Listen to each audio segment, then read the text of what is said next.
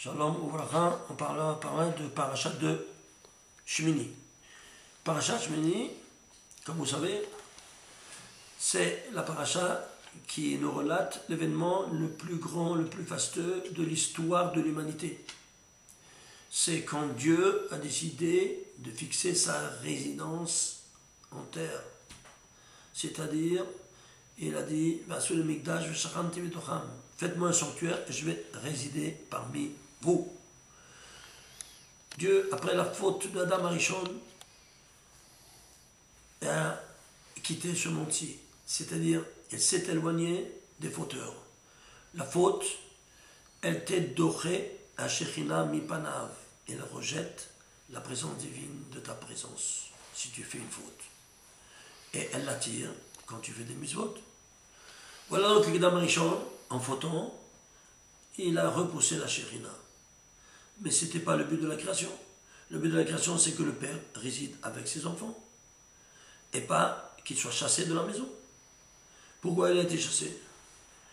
Parce que un enfant qui ne écoute pas les paroles des parents, mais il faut lui donner la fessée. Il n'écoute pas. Qu'est-ce qu'on fait? Tu lui donnes la fessée, il n'écoute pas.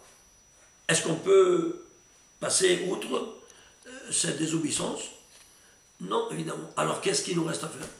Ben, il faut lui dire, ou toi au moins dans la maison. C'est pas possible qu'un enfant, il n'écoute pas les paroles du parent.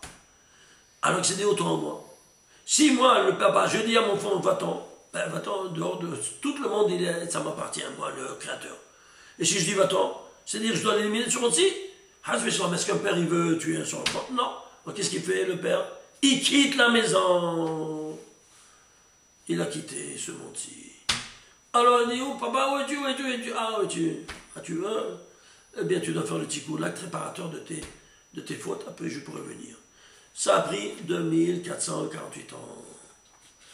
Alors, voyons, qu'est-ce qui s'est passé? Ce jour-là est venu, finalement, faites-moi un sanctuaire et je vais résider ensemble avec vous. Ceci étant dit, on voit. Briat Haolam, la création du monde, année 0, jour 0, heure 0. Ici, on reprend, n'est-ce pas, la montre. Rosh Chodesh Nissan, 2449. Ici, qu'est-ce qu'il y a? Création du monde. Ici, Hanoukat Mishkan, l'inauguration du sanctuaire. Ici, le protagoniste qui c'était Adam. Ici, le protagoniste du jour, c'est quoi? Le Kohen Gadol, c'est Aaron HaKohen. Qui est Aaron HaKohen? Nous dit le Baal Megaleh Mukot. Il nous dit, Aaron, ce ne sont autres que des initiales, comme d'habitude. Il faut enlever le masque à chaque mot pour comprendre un peu la trame de l'histoire. Aaron, ce ne sont autres que les initiales de Adam Harishon Rosh Nivraim. Adam Harishon, le premier être, c'est à la tête de toutes les créatures. Ça, c'est Aaron. Je t'embarque chez moi. Alors, ceci étant dit, tu vois ce qu'il y a ici dans cette paracha? Il y a ici, on t'écoute. Regardez.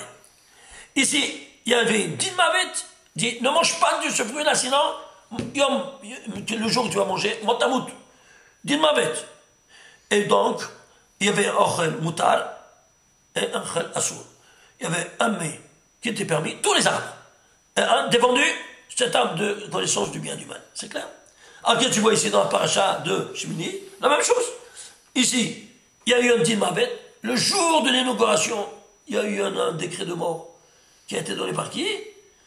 Par les enfants de Aaron, propres, qui se sont approchés du Créateur en faisant un korban, comme vous savez, que Dieu n'a pas commandé.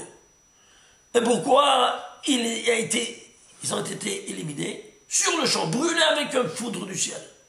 Pourquoi? Parce que nous dit Rabbi Shimon Bar Yochai dans le Zohar, parce qu'il n'était pas marié. Toi, tu veux t'approcher, tu n'as pas fait la première mitzvah de la Torah. Il ne veut même pas le voir. Une foudre est tombée du ciel, les a brûlés sur le champ. Alors qu'ils étaient plus grands qu'Aaron et Moshe ensemble, nous dit la Gemara. Et quand même qu'ils étaient aussi grands que tu veuilles, eh bien, ici, ça n'existe pas, ici, de ne pas exécuter les ordres divins. En premier, la première mitzvah de la Torah. Alors, ici, il y a eu une mort, il y a eu une mort. Ici, il y a Orel, le mets défendu est permis. Ici aussi, à la fin de la paracha Shmini, il va donner quels sont les animaux cachers et les animaux pas cachers. quel est le critère? Ici, c'était un arbre dans le gan. Il était dans le jardin. Jardin, c'est dimension externe. Et après, il y avait le Haïm dans la dimension interne. Ici, tu auras également deux critères de pureté. Une interne et l'autre externe. L'interne, c'est un ruminant. Et l'externe, c'est le sabot fondu. Qui te permet de voir la pureté ou l'impureté de la bête. Alors tu as deux critères. Les mêmes interne-externe, interne-externe. Ici, il y a eu un korban que Caïn a donné, il n'a pas été accepté. Ici, le korban de Nadav Avihu, qu'ils ont fait, malheureusement, et n'ont pas été acceptés. Ici, qu'est-ce qui est la finalité du korban? De se rapprocher de son créateur. Ainsi, se rapprocher de son créateur. Le Baal Megalem lui dit, c'est pourquoi? C'est un grand ami de Chacham.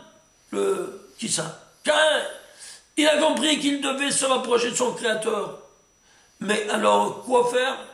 Eh bien, la finalité du korban, c'est-à-dire qu'est-ce que c'est korban? Rapprochement.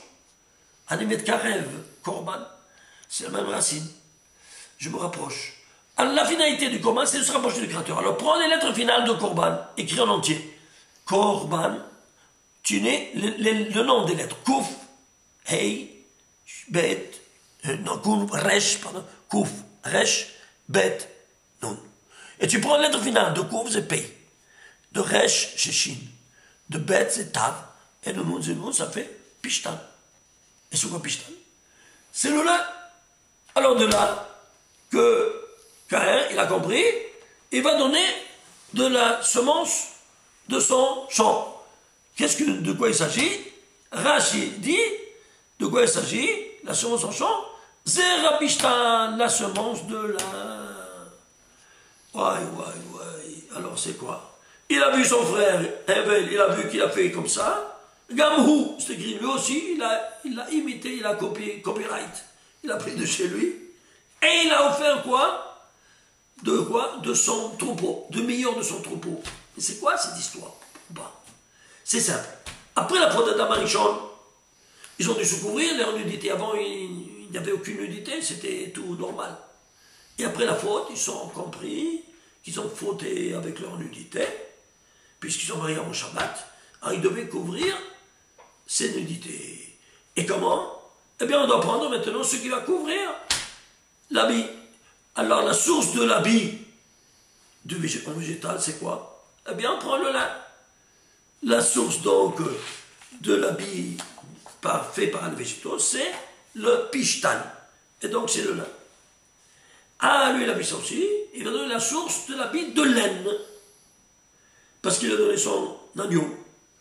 Ah, c'est pour cela que vient Midrash Tanchuma nous dit, tout comme l'assassin ne pourra plus se retrouver avec l'assassiné, maintenant leur dérivé deuxième, l'assassin, c'est le pishtan, c'est le lin. Et l'assassiné, c'est la laine. Même leur dérivé deuxième ne pourront plus être ensemble. De là que la laine et le lin seront défendus, même à se mélanger ici. De là, comment le Midrash Tanchuma a rationalisé cette mitzvah de ne pas tisser la laine et le lin ensemble, que nous ne comprenons pas. Chaque chose a une logique, comme vous voyez. Mais si on ne dit pas, on ne comprend rien. Alors, ceci étant dit, nous dit le soir que Caïn, il était le produit des deux pôles, positifs et négatifs de Adam Arishon. C'est-à-dire, en lui, il avait majorité de mal et minorité de bien. Hevel, le contraire. Il avait majorité de bien et minorité de mal. Seulement que, ici, s'il y avait 99% de mal dans Caïn et 1% de bien, si on prend le 99% de bien de Hevel sur la balance et 1% de bien sur le plat de la balance de Caïn, on voit que le 1%, il va l'emporter sur tous les 99% de bien de Hevel, tellement c'est concentré chez Caïn. Alors il devait servir ces deux pôles, soit positifs, soit négatifs. Le négatif, c'est quoi? Eh bien c'est la force du mal. Il vient nous attaquer. vient le lin, il te protège de toutes ces forces du mal. C'est pour ça que le Kohen Gadol, il va s'habiller tout en lin. Parce que le lin, il a la force de rejeter toutes les corottes de la Toum'a qui viennent t'attaquer. Si tu fais tout un habit de lin, même avec les chaussures, les lacets, le fil qui coud même les habits, tout en lin, personne ne peut te toucher. Ainsi nous dit le soir. Alors ceci étant dit, il a pris le lin, pour servir quoi? Pour servir ce bien. Ah, et le mal? 99% comme de mal, c'est quoi? Eh bien, il devait servir aussi la portion du mal qu'il y avait en lui. Et il avait une double allégeance, le lin. Mais comment il peut servir aussi le mal? Dans mes recherches, certains Ishmaïa ont fait découvrir que, au niveau scientifique, si toi tu prends, imaginez-vous ça, le Zerapishtan, c'est-à-dire la semence de lin, que lui il a offert en sacrifice, c'est-à-dire quoi? Il a jeté sur le feu. S'il a jeté sur le feu, alors ça se dégage des vapeurs. Eh bien, ces vapeurs, la distillation de Zerapishtan, amène à quoi? Amène à une très puissante drogue. Une très puissante drogue qui rend un chiffon le Tselem Elohim de chacun de nous. C'est pour ça qu'il est défendu de se droguer. Et de là qu'est venue, j'ai compris, la puissante drogue qui s'appelle cocaïne. D'où ça vient? Cocaïne. Par lui, c'était le premier qui s'est drogué dans l'histoire de l'humanité. Alors, nous voyons ici cette dimension incroyable, ici, que tout ce qu'il y a dans cette paracha, il y a dans cette autre paracha, dans les moindres détails. Cette paracha, elle sera rédigée en 91 versets. Pourquoi 91? Parce que, imaginez-vous ça, cette paracha, c'est la paracha Shemini, c'est la 26e paracha de la Torah. C'est le dévoilement de la présence divine dans le monde. Et 91, c'est quoi? Eh bien, c'est la présence divine dans sa double allégeance, écrite et lue. Écrite, c'est Yud Kevavke qui vaut 26. Et lue, tu n'écris pas Yud Kevavke, tu écris Yud Kevavke, mais tu lis Amonai. Combien ça fait? Aleph Dalet Nun Yod, 65. 65 plus 26, 91. Et toute cette paracha sera écrite en 91 versets. Ça, ce n'est qu'un début. Si vous voulez voir le reste, c'est spectaculaire, encore plus que ce qu'on vient de dire, mais il faut rentrer dans notre site internet sur Chanukah Mishkan, qu'on fera tout de suite après Pessah, à Parashat Shemini. Shabbat, Shalom, Umevorach.